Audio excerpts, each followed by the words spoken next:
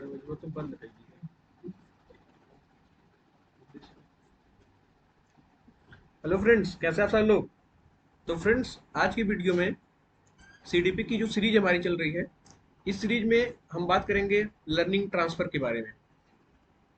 Learning transfer क्या होता है, किस तरह से लर्निंग का ट्रांसफर होता है, लर्निंग के ट्रांसफर के बारे में आज की वीडियो में बात होगी। पिछला वीडियो जो हमने पढ़ा था, उस वीडियो में हमने देखा था कि लर्निंग का प्लेटू का होता है, लर्निंग का वक्र किस तरह का बनता है, अधिगम का वक्र जिसको बोलते हैं। तो लर्निंग कर्व के बारे में हमने पिछले वीडियो में पढ़ा था।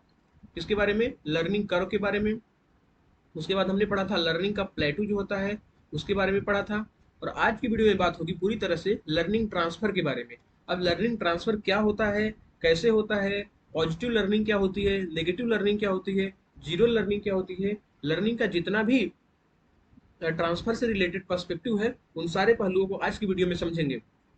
तो फ्रेंड्स, अगर आपने पिछला वीडियो नहीं देखा है, तो उस पूरी प्लेलिस्ट को, जिस जो सीडीपी की पूरी प्लेलिस्ट है, उस सीडीपी की पूरी प्लेलिस्ट को देखिए, ताकि आपका जो सीडीपी का सब्जेक्ट है वो आपका और अच्छा हो सके और स्ट्रांग हो सके, और इससे जितने भी क्वेश्चन बन सकते हैं वो आप आसानी से कर पाए, जिससे कि आपका जो टारगेट होगा 29 से 30 मार्क्स लाने का, वो आसानी से अचीव हो पाए। तो फ्रेंड्स, आज की वीडियो में आगे बढ़ने से पहले, अगर आपने चैनल को सब्सक्राइब नहीं किया है, तो चैनल को सब्सक्राइब कर लीजिए, चैनल को सब्सक्राइब कर लीजिए, और ज़्यादा से ज़्यादा चैनल को शेयर करिए, और ताकि आपको जो इम्पोर्टेंट अपडेट हो क्लास से रिलेटेड, आपको इम्पोर्टेंट अपडेट क्लास से रिलेटेड मिलता रहे। तो इसलिए चैनल को सब्सक्राइब कर लीजिएगा और ज़्यादा से ज़्यादा चैनल को शेयर करिएगा। तो फ्रेंड्स, आज की वीडियो को स्टार्ट करते हैं। आज की वीडियो में सबसे पहला हमारा टॉपिक होगा लर्निंग ट्रांसफर को लेकर के, कि लर्निंग का ट्रांसफर होता क्या है। अब जैसा कि आप सभी जानते हैं कि ऐसा देखा जाता है बार बार कि कभी कभी ऐसा होता है कि पीछे जो कुछ हमने सीखा था, पीछे जो कुछ हमने पास्ट में सीखा था, कभी कभी उसी चीज का यूज करके हम फ्यूचर में बहुत सारी चीजें सीख लेते हैं। तो पिछला जो हमारा अनुभव था, वही अनुभव हम यूज कर रहे हैं आज के टाइम पे। तो उसी को कहते हैं, पिछले अनुभव का यूज करके आज की चीजों को सीखना ही होता है लर्निंग का ट्रांसफर।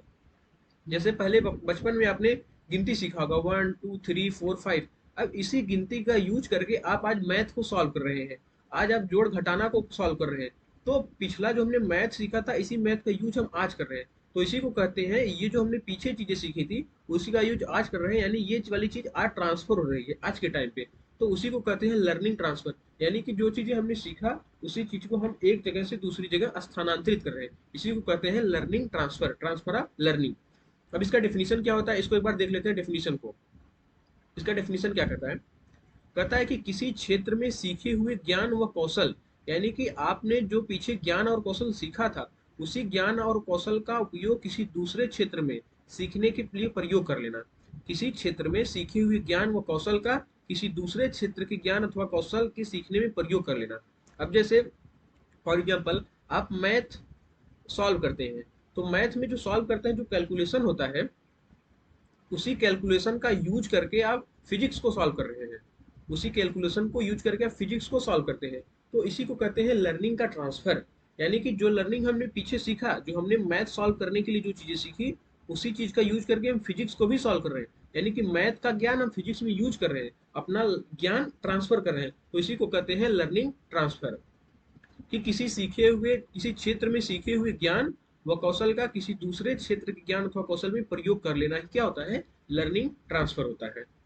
तो आई होप कि ये डेफिनेशन अब आपको समझ आ गया होगा कि लर्निंग ट्रांसफर का डेफिनेशन क्या होता है, कि किसी क्षेत्र में सीखे हुए ज्ञान व कौशल का किसी दूसरे क्षेत्र के ज्ञान अथवा कौशल के सीखने में प्रयोग अगर कर पा रहे हैं, तो उसी को कहते हैं लर्निंग ट्रांसफर। अब आगे बढ़ते हैं।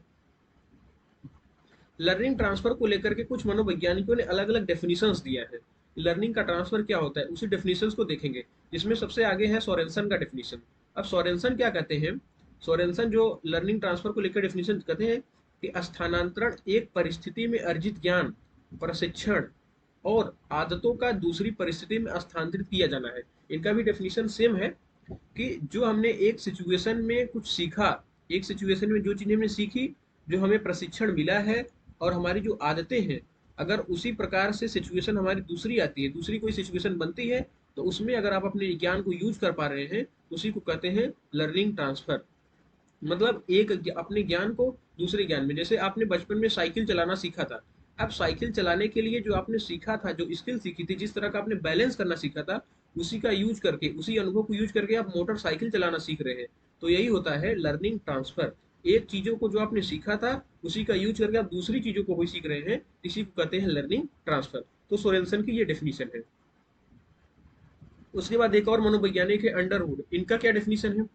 इनका डेफिनेशन क्या करता है? अंडरवुड का डेफिनेशन, इनका डेफिनेशन कहता है कि अधिगम अंतरण, अंतरण का मतलब होता है फ्रेंड्स ट्रांसफर, अंतरण का मतलब होता है ट्रांसफर, या हम इसको कहते हैं स्थानांतरण।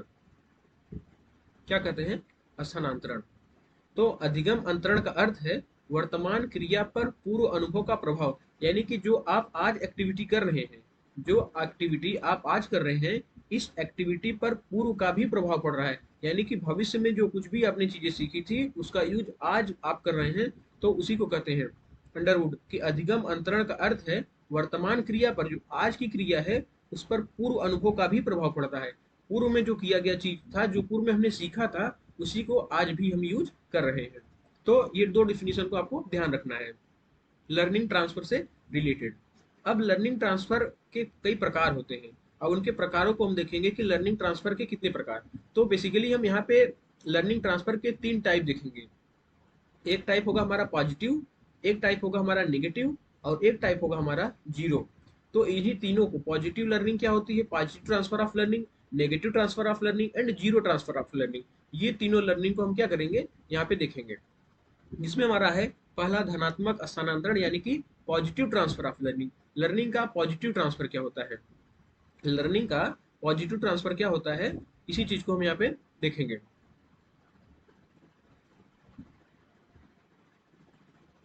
अब ये पॉजिटिव ट्रांसफर ऑफ लर्निंग क्या कहती है, इसका डेफिनेशन ये है।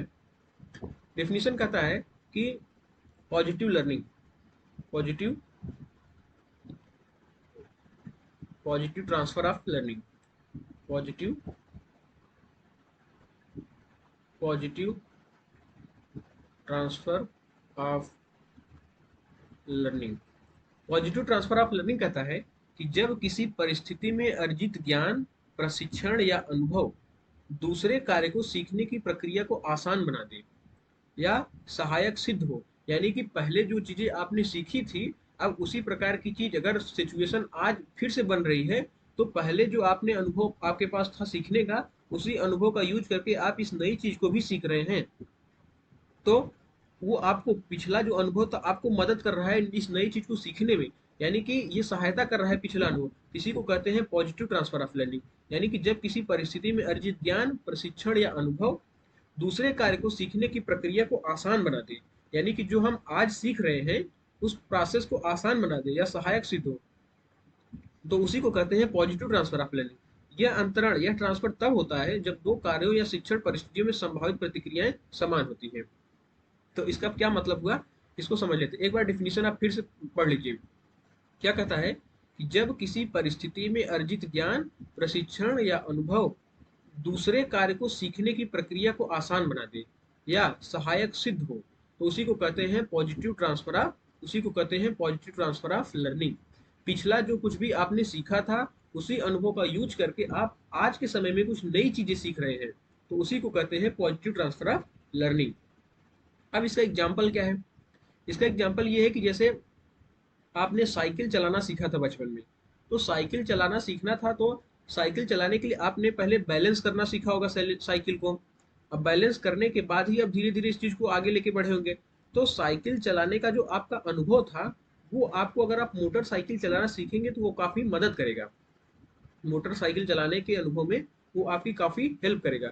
इसीलिए साइकिल चलाने का अनुभव से मोटरसाइकिल चलाने का जो अनुभव होता है, ये पॉजिटिव ट्रांसफर ऑफ लर्निंग, यानी यहाँ का जो अनुभव था अब यहाँ पे काम आ रहा है। जैसे मैथ आप सॉल्व करते हैं, मैथ में जो क्वेश्चन या मैथ में जो प्रॉब्लम सॉल्व करते हैं, तो उसका यूज, जो आप मैथ सॉल्व कर रहे हैं, वो फिजिक्स में भी मैथ आता है। तो फिजिक्स में भी जो अगर न्यूमेरिकल आएगा, फिजिक्स में जो न्यूमेरिकल आएगा, तो इस मैथ के कंसेप्ट को ही आप यहाँ पे यूज करेंगे। तो यही होता है पॉजिटिव ट्रांसफर ऑफ लर्निंग। यानी कि मैथ में जो कुछ भी आपने जोड़ घटाना, गुणा भाग, इंटीग्रेट करना, डिफरेंशिएट करना सीखा होगा। जब फिजिक्स में कोई क्वेश्चन आएगा तो इसी मैथ का यूज करके फिजिक्स के न्यूमेरिकल को भी सॉल्व करेंगे। यही होता है पॉजिटिव ट्रांसफर ऑफ लर्निंग। यानी यहाँ की जो चीज हमने सीखी थी, इस चीज का यूज अब हमें फिजिक्स में भी आ रहा है, तो इसी को कहते हैं positive transfer of learning. I hope कि ये पॉजिटिव ट्रांसफर ऑफ लर्निंग आपको समझ आ गया होगा। अब आगे बढ़ते हैं। इसमें हमारा दूसरा कंसेप्ट है नेगेटिव ट्रांसफर ऑफ लर्निंग। अब ये नेगेटिव ट्रांसफर ऑफ लर्निंग क्या कहती है? नेगेटिव ट्रांसफर ऑफ लर्निंग ये क्या कहता है? ये कहता है नेगेटिव ट्रांसफर ऑफ लर्निंग कि पूर्व में सीखा गया ज्ञान या अनुभव दूसरे कार्य में अवरोध उत्पन्न करे या बाधक सिद्ध हो। यह अंतरण तब होता है जब पूर्व के सीखे हुए ज्ञान तथा नए ज्ञान में प्रेरणा या समान तुलनात्मक हो। जैसे अब आपने क्या किया, पिछला हमने पढ़ा था पॉजिटिव ट्रांसफर ऑफ लर्निंग, उसमें क्या था, जो चीजें हमने पीछे सीखा था उस चीज का, उस अनुभव का भी आज हम यूज कर रहे हैं आज के टाइम पे, तो वो हमारे अनुभव में आज की चीज को सीखने में मदद कर रहा था, हमारा पूर्व का अनुभव। लेकिन नेगेटिव ट्रांसफर ऑफ लर्निंग में ये जस्ट अपोजिट होता है। जैसे हमने कुछ पिछली चीज सीखी थी, तो आज कुछ अगर नई चीज सीख रहे हैं तो ये मदद न करके बल्कि समस्या उत्पन्न करेगी। फॉर एग्जाम्पल, जैसे आप तेलुगु बोलते थे, जब आप तेलुगु बोलते थे तो तेलुगु भाषा से मलयालम भाषा सीखेंगे, जब तेलुगु भाषा से जब मलयालम भाषा सीखेंगे तो ये आपको आसानी नहीं बल्कि समस्या उत्पन्न होगी मलयालम बोलने में। बार बार आप तेलुगु का ही यूज करना शुरू कर देंगे।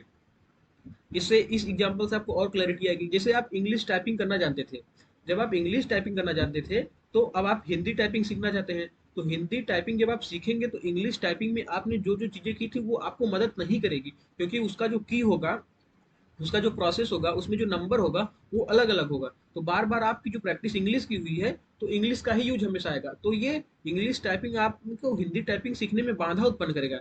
हिंदी टाइप की बजाय आप इंग्लिश बार बार टाइप करना शुरू कर देंगे। तो ये इसको कहते हैं नेगेटिव ट्रांसफर ऑफ लर्निंग, कि जो हम चीजें जो पूर्व में, जो चीजें हमने पूर्व में सीखा था, आज के अनुभव में आज की चीजों को सीखने में वो हमें बाधा उत्पन्न कर रहा है, तो इसी को कहते हैं negative transfer of learning. I hope कि नेगेटिव ट्रांसफर ऑफ लर्निंग क्या होता है ये आपको समझ आ गया होगा। इसका डेफिनेशन क्या है कि पूर्व में सीखा गया ज्ञान या अनुभव दूसरे कार्य, जब हम दूसरी चीज सीखते हैं तो उसमें अवरोध उत्पन्न करता है या बाधक सिद्ध होता है। यह अंतरण तब होता है जब पूर्व के सीखे हुए ज्ञान तथा ज्ञान में प्रेरणा या समान रूप से तुलनात्मक हो। यानी कि जैसे हमने इंग्लिश टाइपिंग जानते थे, हम इंग्लिश टाइपिंग, तो हिंदी टाइपिंग सीखेंगे तो हम बार बार, हमारी आदत रहती है कि हम इंग्लिश टाइप ही करता शुरू कर देंगे, इसलिए ये बाधा उत्पन्न करने लगता है। तो ये नेगेटिव ट्रांसफर ऑफ लर्निंग कहा जाता है। आई होप कि ये आपको समझ आ गया होगा। अब आगे बढ़ते हैं। अब अगला है हमारा कि जीरो ट्रांसफर ऑफ लर्निंग। ये जीरो ट्रांसफर ऑफ लर्निंग क्या क्या होता है? Zero transfer of learning, zero transfer of learning क्या कहता है? जीरो ट्रांसफर ऑफ लर्निंग कहता है कि पूर्व में सीखा गया ज्ञान दूसरे कार्य को सीखने में न कोई सहायता करेगा न कोई अवरोध करेगा। यानी कि जो चीजें आपने पूर्व में सीखी थी और आज जो आप चीज सीख रहे हैं, इन दोनों का आपस में कोई तालमेल नहीं होगा। यानी कि ये वाली चीज का अनुभव इस वाली चीज के सीखने में, अनुभव में कोई उपयोग नहीं आएगा। जैसे कि आप हिस्ट्री जानते हैं, अब आप हिस्ट्री जानते हैं तो अब उसका कार चलाने से कोई संबंध नहीं है। इसका मतलब ये थोड़ी है कि अगर आप हिस्ट्री जानते हैं और आप कार चलाने जानते हैं तो हिस्ट्री का वहां पे यूज थोड़ी ना करेंगे। तो इन दोनों का आपस में कोई संबंध नहीं है। यानी कि इस हिस्ट्री वाले ज्ञान का प्रयोग हम ना तो यहाँ पे पॉजिटिव तरीके से करेंगे ना तो नेगेटिव तरीके से करेंगे। ये हिस्ट्री का ज्ञान यहाँ पे कुछ भी प्रभावित नहीं करेगा, इसलिए इसको कहते हैं जीरो ट्रांसफर ऑफ लर्निंग। यानी कि हिस्ट्री का ज्ञान हमें ड्राइविंग सिखाने में कोई मदद करने वाला नहीं है, इसलिए कहते हैं कि यहाँ का जो लर्निंग था ये ट्रांसफर नहीं होगा कार चलाने की लर्निंग में, तो इसको कहते हैं जीरो ट्रांसफर ऑफ लर्निंग। अब जैसे ये एग्जाम्पल है पुस्तक पढ़ना। अब पुस्तक पढ़ने का संबंध नाव चलाने से कुछ भी नहीं है।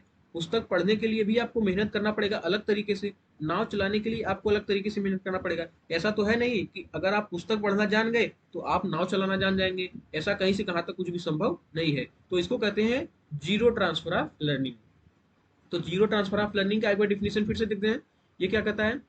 जीरो ट्रांसफर ऑफ लर्निंग कहता है कि पूर्व में सीखा गया ज्ञान दूसरे कार्य को सीखने में न कोई सहायता करे और न ही कोई अवरोध पैदा करे, तो इसको कहते हैं जीरो ट्रांसफर ऑफ लर्निंग।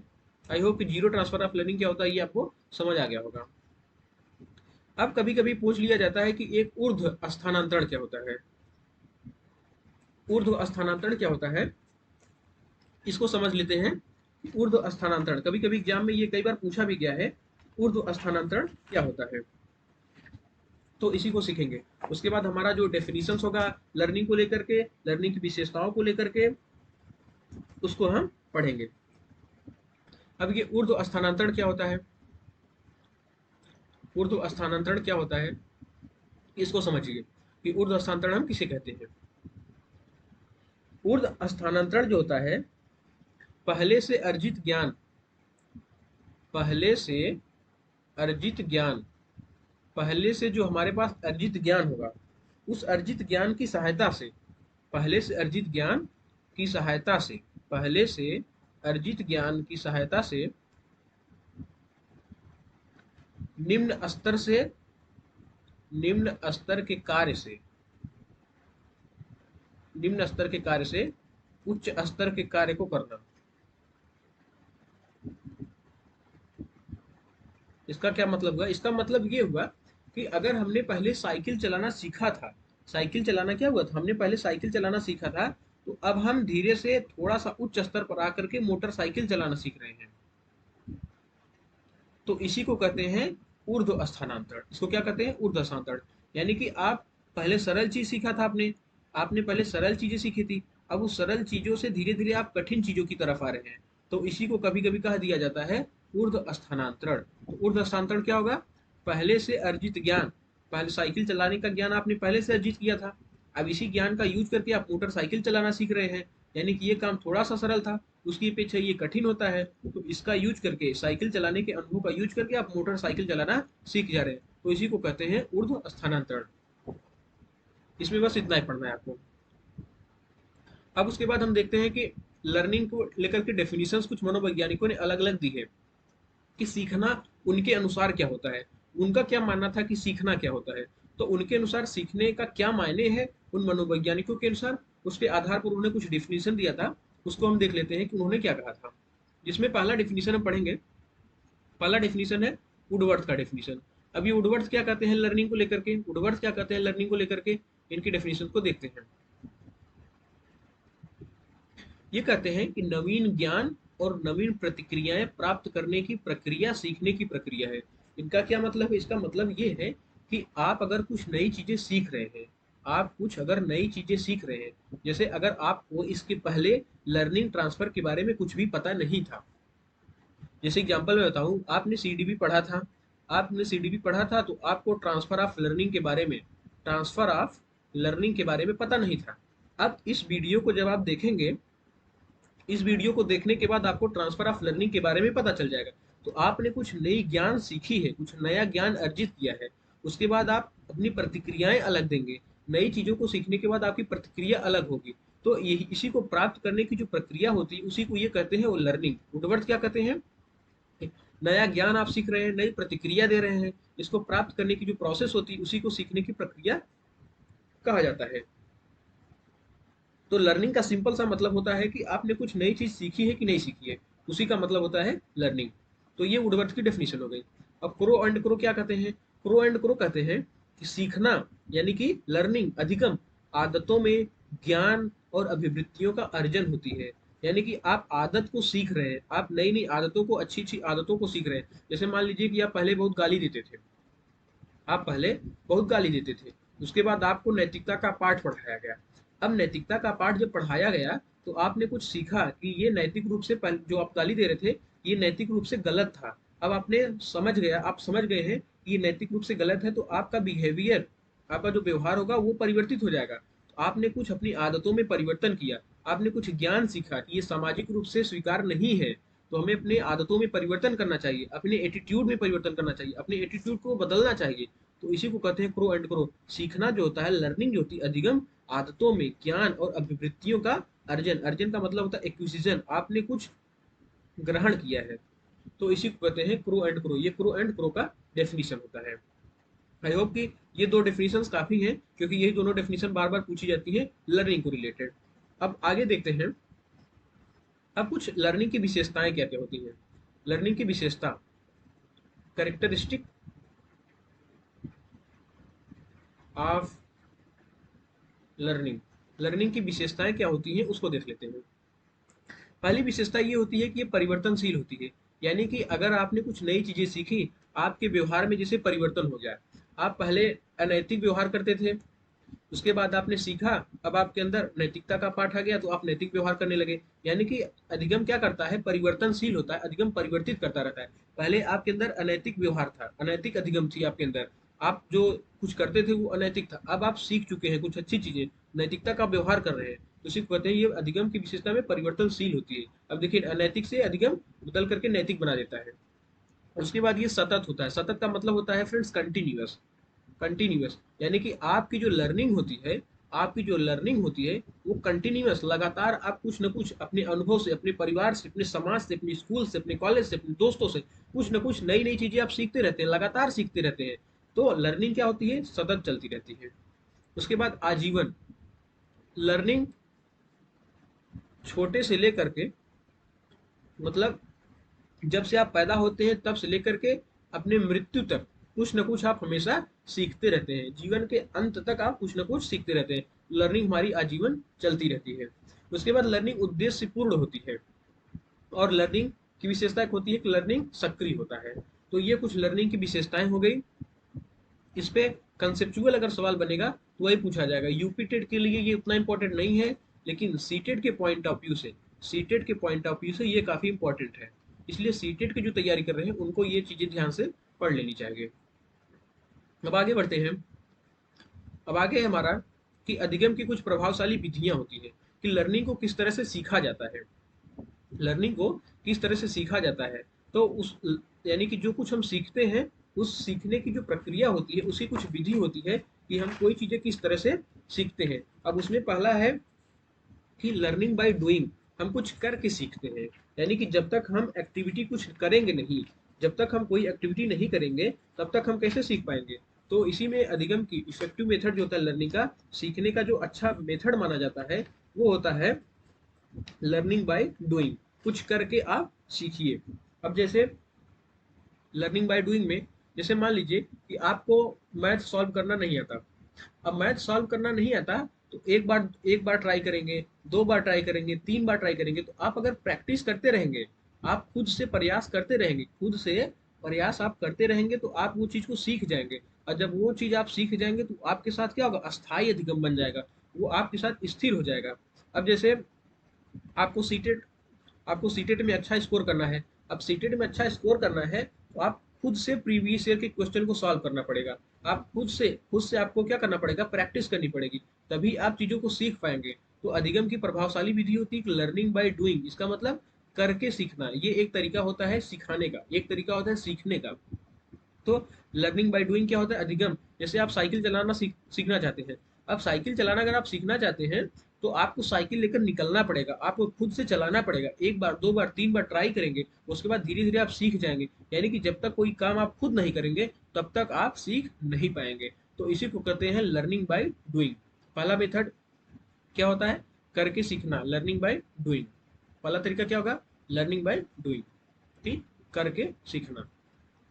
अब उसके बाद दूसरा क्या होता है, दूसरा मेथड जो होता है अधिगम की प्रभावशाली विधियों में, होता है दूसरा अनुकरण विधि। ये आपने बहुत अनुभव किया होगा कि अनुकरण विधि क्या होती है। अनुकरण की विधि का मतलब होता है कि जैसे जो बालक छोटा रहता है, जब बालक छोटा रहता है तो वो अपने माता पिता का अनुकरण करता है, अपने माता पिता का अनुसरण करता है। जिस तरह का वो बिहेव करते रहते हैं, वो अगर अच्छा व्यवहार करेंगे, बड़ों के साथ अच्छे तरीके से पेश आएंगे, उनके साथ नैतिकता का व्यवहार करेंगे, तो वो भी उसी तरह का व्यवहार करेगा। तो बालक क्या करता है, अनुकरण करके, इमिटेट करके सीखता रहता है। अपने परिवार के माध्यम से अपने परिवार को अनुकरण करेगा, अपने बड़े भाई को अनुकरण करेगा, अपने आस पड़ोस का अनुकरण करेगा, स्कूल जिस स्कूल में पढ़ता है उस स्कूल के टीचर का अनुकरण करेगा। तो इस अवस्था में बालक क्या होता है, अनुकरण करने के माध्यम से सीखता है। शिक्षक जिस तरह का बिहेवियर उसको सिखाएगा कि बड़ों के साथ किस तरह से बात करना चाहिए, छोटों से किस तरह से बात करना चाहिए, तो वो चीजें क्या करेगा, बालक अनुकरण करते करते धीरे धीरे सीख जाएगा। तो दूसरा मेथड होता है अनुकरण विधि, यानी कि दूसरे को देख करके सीखना। उसके बाद इसमें अगला मेथड होता है हमारा ऑब्जर्व मेथड, ऑब्जर्वेशन मेथड, यानी कि निरीक्षण विधि, ऑब्जर्वेशन मेथड। ऑब्जर्वेशन मेथड का मतलब होता है कि आप किसी चीज को ऑब्जर्व करके सीख रहे हैं, किसी चीज को आप ऑब्जर्व करके सीख रहे हैं। अगर आप ऑब्जर्व करके सीखते हैं तो उसको कहते हैं ऑब्जर्वेशन मेथड। ये न केवल स्कूल में चलता है, न केवल स्कूल में, बल्कि स्कूल के बाहर भी, स्कूल के बाहर भी आप कुछ न कुछ चीजें देखते रहते हैं। आप अनुभव करते रहते हैं, अपनी सोसाइटी में कुछ ना कुछ आप एक्सपीरियंस करते रहते हैं, कुछ ना कुछ चीज़ें आप ऑब्जर्व करते रहते हैं कि किस तरह का लोग बिहेव कर रहे हैं, कैसे लोगों से बात कर रहे हैं, बड़े लोगों से किस तरह से बात कर रहे हैं। तो ये खुद से ऑब्जर्व करके अगर चीज़ें आप सीख रहे हैं तो उसको कहते हैं निरीक्षण विधि या ऑब्जर्वेशन मेथड। तो ये भी एक सीखने का तरीका होता है। उसके बाद इसी में अगला हमारा मेथड है एक्सपेरिमेंट मेथड। एक्सपेरिमेंट मेथड का मतलब होता है खुद से आप एक्सपेरिमेंट करिए, खुद से आप एक्सपेरिमेंट कर रहे हैं, परीक्षण कर रहे हैं, खुद से आप परीक्षण कर रहे हैं। जैसे जैसे क्या होता है, स्कूल में आपको प्रैक्टिकल करवाया जाता है, स्कूल में आपको क्या करवाया जाता है, प्रैक्टिकल करवाया जाता है। आपको प्रैक्टिकल लैब में लेके जाया जाएगा, आपको सारी चीज़ें दी जाएंगी, सारा केमिकल दे दिया जाएगा, उसके बाद कहा जाएगा कि आप इसका प्रैक्टिकल करिए। तो प्रैक्टिकल करके आप कुछ ना कुछ नई चीज़ें सीखते हैं, तो उसी को कहते हैं एक्सपेरिमेंट मेथड। क्या कहते हैं, परीक्षण विधि या एक्सपेरिमेंट मेथड। हालांकि ये हमारे पॉइंट ऑफ व्यू, एग्जाम के पॉइंट ऑफ व्यू से उतना इंपॉर्टेंट नहीं है, लेकिन अगर आप अंडरस्टैंडिंग बनाना चाहते हैं, क्योंकि जो हम पेडागोजी सॉल्व करेंगे, जो हमारी पेडागोजी से जो 15 क्वेश्चन आते हैं, पेडागोजी से 15 क्वेश्चन का सारे सब्जेक्टों का मिला दिया तो 75 यानी कि 50% जो होता है वो पेडागोजी पूछी जाती है। तो पेडागोजी जो पूछी जाती है वो प्योरली हमारा बेस्ड होता है हमारे एक्सपीरियंस पे, वो प्योरली बेस्ड होता है हमारी अंडरस्टैंडिंग पे। तो ये सारी चीज़ें जो हम पढ़ रहे हैं ये हमारी अंडरस्टैंडिंग को, ये हमारी क्या करेगा, अंडरस्टैंडिंग को मजबूत करेगा। जैसे हमने लर्निंग बाय डूइंग, बालक को हमेशा मौका देना चाहिए सीखने के लिए। इमिटेट का मेथड, शिक्षक को फॉलो करेगा, ऑब्जर्व करके बालक सीखेगा, एक्सपेरिमेंट करके सीखेगा। ये सारी चीज़ हमारे अंडरस्टैंडिंग को और मजबूत बनाएंगे।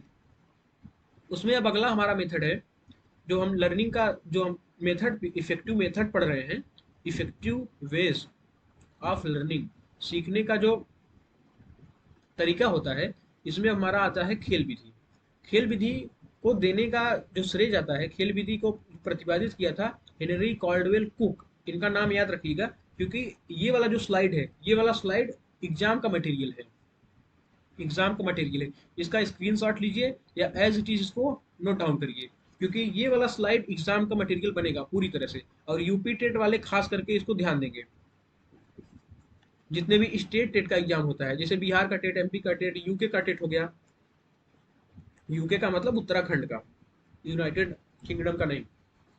तो जो यूपी टेट और जो स्टेट के टेट वाले हैं उनके लिए ये स्लाइड काफी इंपॉर्टेंट है। सबसे पहले ये पूछ लिया जाएगा कि खेल विधि को दिया किसने था।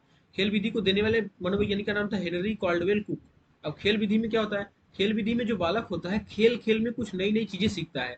खेल में जैसे अनुशासन सीखता है, खेल में ईमानदारी सीखता है, खेल में सहयोग की भावना सीखता है।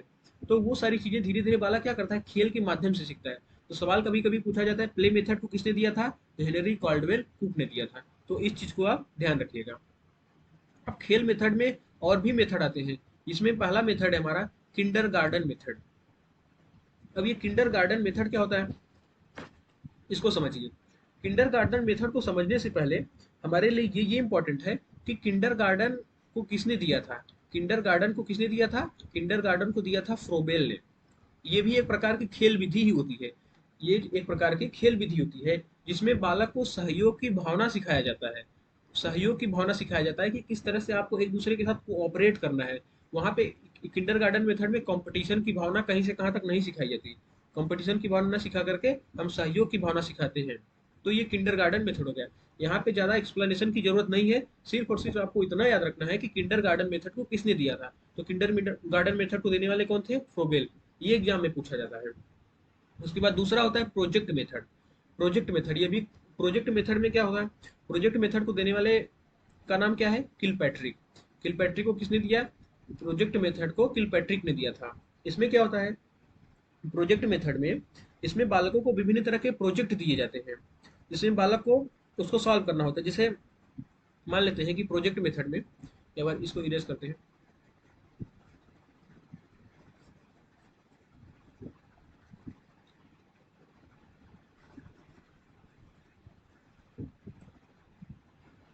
ये जो प्रोजेक्ट मेथड होता है, इस प्रोजेक्ट मेथड में क्या किया जाता है, जो बालक होते हैं उनको विभिन्न तरह के प्रोजेक्ट दिए जाते हैं। जो बालक होते हैं उनको विभिन्न तरह के प्रोजेक्ट दिए जाते हैं, विभिन्न तरह के प्रोजेक्ट दिए जाते हैं। किस टाइप के प्रोजेक्ट, जैसे उनको कहा जाएगा कि कहानी बनाने के लिए, उनको कहानी बनाने के लिए, उनको कह दिया जाएगा कि मॉडल बनाने के लिए। तो इस प्रकार के उनको प्रोजेक्ट दिए जाते हैं जिससे वो कुछ ना कुछ सीख सकते हैं।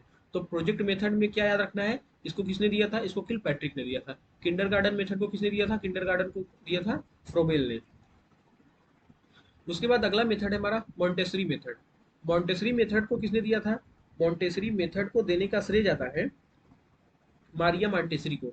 इसमें क्या किया जाता है, मॉन्टेसरी मेथड में क्या किया जाता है, जो बालक होते हैं उनको खेल के माध्यम से उनकी जो ज्ञानेंद्रियां होती है, खेल के माध्यम से मॉन्टेसरी मेथड में खेल के माध्यम से, खेल के माध्यम से बालक की ज्ञानेंद्रियों को, बालक की ज्ञानेंद्रियां जो होती हैं उस बालक की ज्ञानेंद्रियों को प्रशिक्षित किया जाता है, उनको ट्रेन किया जाता है। तो मॉन्टेसरी मेथड में आपको याद रखना है कि इसको किसने दिया था, मारिया मॉन्टेसरी ने। इसमें क्या किया जाता है, खेल के माध्यम से बालक की जो ज्ञानेंद्रियां होती हैं, जो शिशु होते हैं उनके ज्ञानेंद्रियों को, बालकों के ज्ञानेंद्रियों को प्रशिक्षित किया जाता है। तो इसी को कहते हैं मॉन्टेसरी मेथड। तो ध्यान रखना है कि इसको किसने दिया था, मारिया मॉन्टेसरी ने दिया था। उसके बाद अगला मेथड है डाल्टन मेथड। अब डाल्टन मेथड को किसने दिया था, इसको दिया था हेलेन पार्कहर्स्ट ने। हेलेन पार्कहर्स्ट ने इसको दिया था। पार्कहर्स्ट ने इनका नाम है, इनका नाम है पार्कहर्स्ट। ये थोड़ी सी टाइपिंग मिस्टेक है, ये नहीं रहेगा, हेलेन पार्कहर्स्ट ने दिया था। अब ये मेथड क्या करता है, इस विधि के अनुसार कार्य करते समय जो बालक होता है, बालक पर समय सारणी का, उनकी जो रूटीन होते हैं, स्कूल कॉलेज की जो रूटीन होते हैं, उनकी जो नियमावली होती है, उन नियमावली को ध्यान में नहीं रखा जाए, बल्कि इस अवस्था में बालक को स्वतंत्र छोड़ दिया जाता है। जब बालक को इसमें स्वतंत्रता होती है, वो स्वतंत्र होकर के अपने काम को करता है, जिससे वह कुछ न कुछ चीजें क्या करता है, सीख जाता है। तो इसमें जो रिजिड कानून होते हैं स्कूल के, कॉलेज के, उसको क्या किया जाता है, स्वतंत्र छोड़ दिया जाता है। तो ये आपको ध्यान क्या रखना है, डाल्टन मेथड को किसने दिया था, हेलेन पार्कहर्स्ट ने डाल्टन मेथड को दिया था। अब इसमें अगला हमारा मेथड है last method, heuristic method. Heuristic method क्या होता है, ह्यूरिस्टिक मेथड को देने वाले वैज्ञानिक का नाम है, इनका नाम है आर्मस्ट्रांग। इनका क्या नाम है, इनका नाम है आर्मस्ट्रांग। ह्यूरिस्टिक मेथड को देने वाले का क्या नाम है, इनका नाम है आर्मस्ट्रांग। इसमें क्या होता है ह्यूरिस्टिक मेथड में, कि इस विधि में बालक आरंभ से ही, इसको आप इस तरह से लिखेंगे कि इस विधि में जो बालक होता है आरंभ से ही,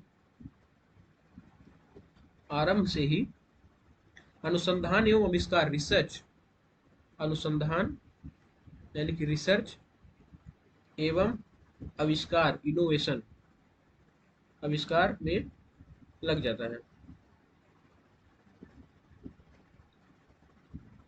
इसका उद्देश्य क्या होता है कि बालक को मौलिक अन्वेषक, बालक को मौलिक अन्वेषक के रूप में रखना, यानी कि बालक के अंदर क्रिएटिविटी, यानी कि अनुसंधान करने की क्षमता, रिसर्च करने की, आविष्कार, इनोवेशन करने की, शुरू से ही अगर बालक लग जाता है तो वो ह्यूरिस्टिक मेथड के तहत आता है, जिसको किसने दिया था, आर्मस्ट्रांग। हमने इसको अलग से एक्सप्लेन नहीं किया है, अलग से इसको स्लाइड में नहीं लिखा है, इसलिए कि ये हमारे इस काम का नहीं है कि हम इसके एक्सप्लेनेशन को जाने। हमारे लिए जो काम का है हम सिर्फ उतना जानेंगे कि ह्यूरिस्टिक मेथड को दिया किसने था, आर्मस्ट्रांग ने। उसके बाद हमारे लिए काम का क्या है, किंडरगार्टन मेथड को किसने दिया था, तो फ्रोबेल ने।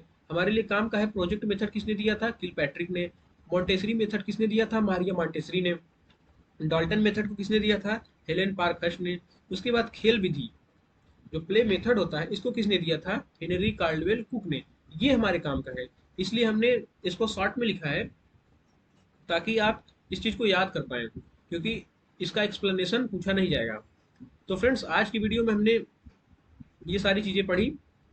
उसके बाद अब हमारा जो अधिगम है वो लगभग कंप्लीट हो चुका है। इसमें जो कुछ भी चीजें बची हैं उसको हम अगले वीडियो में देखेंगे। उसके बाद एक और नए चैप्टर के साथ हम सीडीपी को और आगे लेके जाएंगे। तो लगभग हमारा 75% का जो सिलेबस है, लगभग ये इतना खत्म हो चुका है। अगर आपने पिछला वीडियो नहीं देखा है तो पूरी प्लेलिस्ट में जितना वीडियो है उस वीडियो को देखिए और अपनी सीडीपी को और स्ट्रांग करिए। और जो कुछ भी हमारा जो छूट जाएगा, जैसे हो सकता है कि कुछ कंसेप्ट आपका छूट जाए, तो वो हम क्या करेंगे, जब हम क्वेश्चन सॉल्व करेंगे, जब क्वेश्चन की प्रैक्टिस करना शुरू करेंगे, तो उस क्वेश्चन के माध्यम से उस सारे कंसेप्ट को एक बार फिर से, जो हमारा कुछ छूटेगा, उस सारे कंसेप्ट को हम क्वेश्चन आंसर के माध्यम से, जब हम Q&A सेशंस लाएंगे, Q&A क्वेश्चन आंसर के माध्यम से हम उस सारी चीज़ों को कवर करेंगे। तो फ्रेंड्स, आज की वीडियो में बस इतना ही, और चैनल को ज़्यादा से ज़्यादा शेयर करिए, सब्सक्राइब करिए, ताकि आपको इसी तरह का वीडियो और आगे मिलता रहे। इसी तरह के जो जितने भी सारे सब्जेक्ट हैं, हम हिस्ट्री कवर करेंगे, उसके बाद ज्योग्राफी कवर करेंगे, पॉलिटी कवर करेंगे, इकोनॉमिक्स, इन्वायरमेंट, करंट अफेयर्स, इन सारे सब्जेक्ट को, मैथ, सारे सब्जेक्ट को, हिंदी को, सारे सब्जेक्ट्स को 1 बाय 1 कवर करते चलेंगे। तो ज़्यादा से ज़्यादा चैनल को शेयर करिए, ज़्यादा से ज़्यादा चैनल को शेयर करिए और सब्सक्राइब करिए। तो फ्रेंड्स, आज की वीडियो में बस इतना ही। धन्यवाद।